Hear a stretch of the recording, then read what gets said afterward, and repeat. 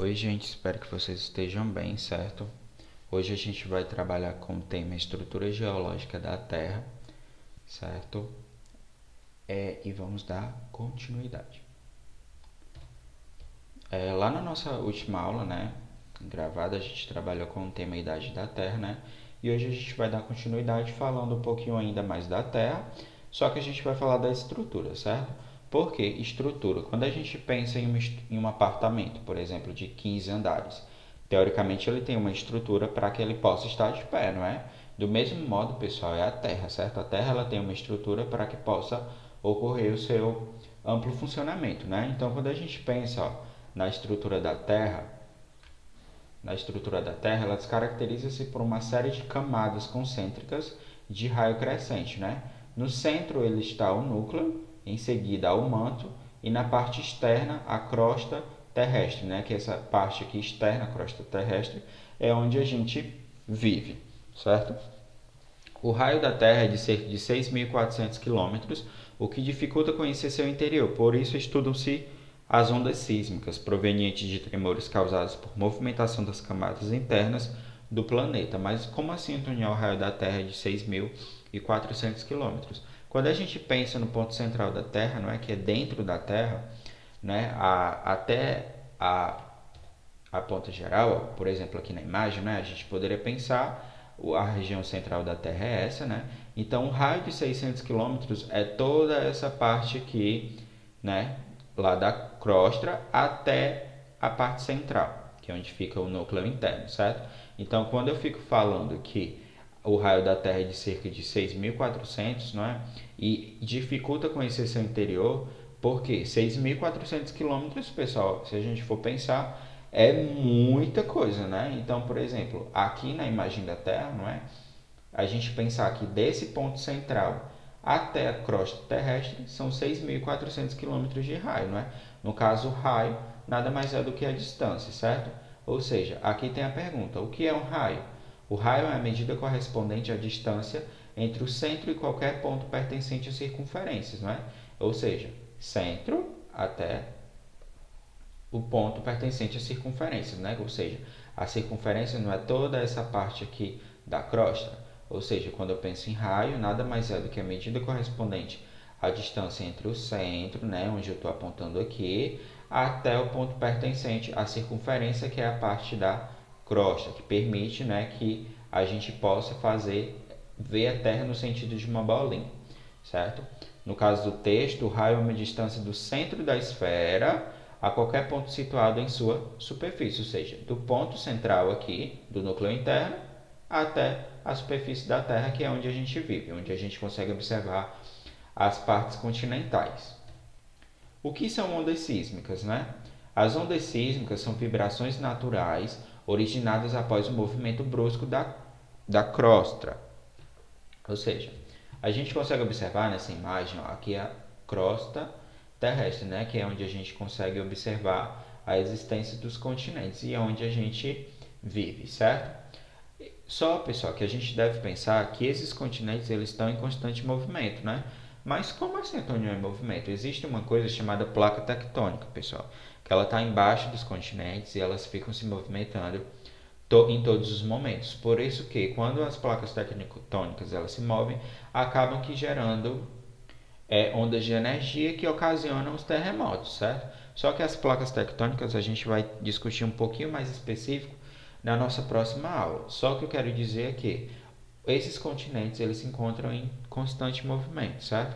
Quando a gente falou na nossa última aula anteriormente, né, logo quando a Terra ela surgiu, né, começou todo aquele processo de resfriamento, todos os continentes eles eram juntos. Só que depois de um tempo eles começaram a se separar e é o que a gente consegue observar hoje, um continente separado do outro, certo? E então isso indica que os continentes eles estão em constante movimento devido às placas tectônicas também estarem levando esses continentes, certo? Para um lado e para o outro. Então, quando a gente pensa em ondas sísmicas, ó, aqui nesse item a gente consegue observar a estrutura da Terra, né? Que é a rocha inalterada. No caso, a gente poderia pensar uma rocha inalterada. E aí, do B, C e D, a gente já consegue observar variações no sentido dessas rochas, né? Ou seja, as ondas sísmicas elas são vibrações naturais originadas após o movimento brusco da crosta. Ou seja, a crosta ela se mexe, não é? Através das placas tectônicas, e isso acaba que gerando vibrações, pessoal. E essas vibrações nada mais, nada menos são conhecidas como terremotos. Então, quando a gente consegue observar um terremoto, teoricamente ele começa a mexer a terra, não é? A pessoa praticamente fica de um lado para o outro. Nesse sentido, os terremotos são essas vibrações, pessoal, que ocorrem com o movimento brusco da crosta. Então, a gente está vivendo aqui na crosta, né? Abaixo de nós tem as placas tectônicas, e elas vão se movimentando, e quando esse movimento ele é muito brusco, né? Ou seja, muito impactante, acaba que dando uma vibração que ocasiona os terremotos e, querendo ou não, ocasiona destruição, né? Então a gente consegue observar, ó, aqui é a região do foco, né? Onde está realmente existindo a movimentação. Isso acaba que gerando um rompimento aqui dessa parte da rocha, né? Devido ao terremoto. Ou seja, a gente observa que um terremoto aqui foi uma situação bem brusca, porque a gente consegue até observar apartamentos caídos ao chão, né? Então isso realmente foi uma vibração natural ocasionada pelo movimento bem brusco da crosta. Então, pessoal, as ondas sísmicas a gente pode conhecer como os terremotos, certo? E sismologia e o interior da Terra. As ondas sísmicas, pessoal, né? Ou seja, se aqui a gente consegue observar ondas sísmicas como vibrações, existe um sistema de sismologia que identifica esses terremotos quando estão ocorrendo, né?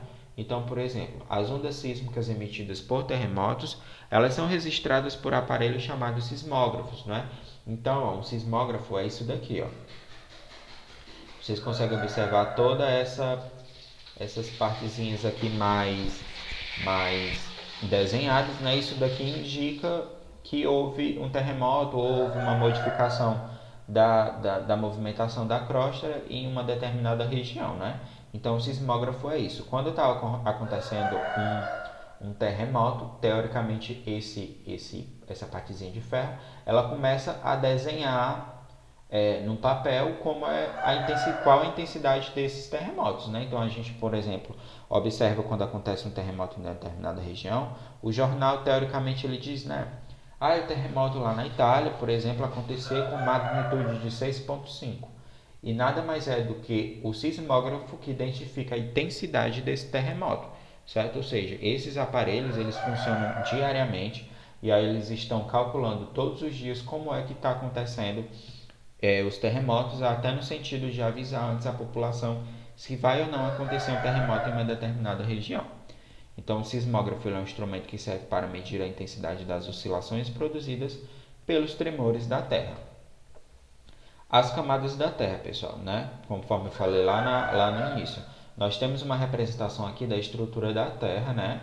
Assim como as distâncias e temperaturas entre cada camada correspondente na imagem ao lado. Então, aqui a gente consegue observar a crosta, né? Que é onde a gente vive, onde tem o oceano, tem os continentes, né? Logo abaixo a gente tem as zonas de baixa velocidade. Logo depois temos o manto, né? O núcleo externo e o núcleo interno. Vocês lembram que aqui no início eu falei que a estrutura da Terra ela é existente a partir do núcleo, o manto e a crosta terrestre? O núcleo, pessoal, ele é dividido em núcleo externo e núcleo interno, né? O núcleo interno é a parte realmente mais interna da Terra, né? Ele tem uma profundidade de até 6.371 quilômetros e a temperatura de 5.000 a 6.000 graus, ou seja, a gente consegue observar que a temperatura no núcleo interno da Terra é muito alta, né? O segundo núcleo, que é o núcleo externo, né? Ela tem profundidade e inicia de 2.900 e chega até 5.150 quilômetros. E a temperatura ela já é um pouco mais baixa, né? De 4.000 a 5.000 graus. O manto, né? Ele tem profundidade que chega até 2.900 quilômetros e a temperatura chega até 4.000 graus, né? Então a gente tem aqui o manto inferior, o manto transicional e o manto superior, ou seja, são 3 tipos de mantos e 2 tipos de núcleos e uma crosta, certo? Que é a crosta, que é onde a gente vive, que é a superfície, ela tem uma espessura de 5 a 10 quilômetros nos oceanos e de 30 até 70 quilômetros nos continentes. E a temperatura da crosta, né, que é um pouquinho abaixo de nós, ela está até 400 graus Celsius, certo, pessoal? Então, essa daqui é a estrutura da nossa Terra, tá ok? Então, a gente fica por aqui. Em caso de dúvida, vocês falem comigo, tá bom?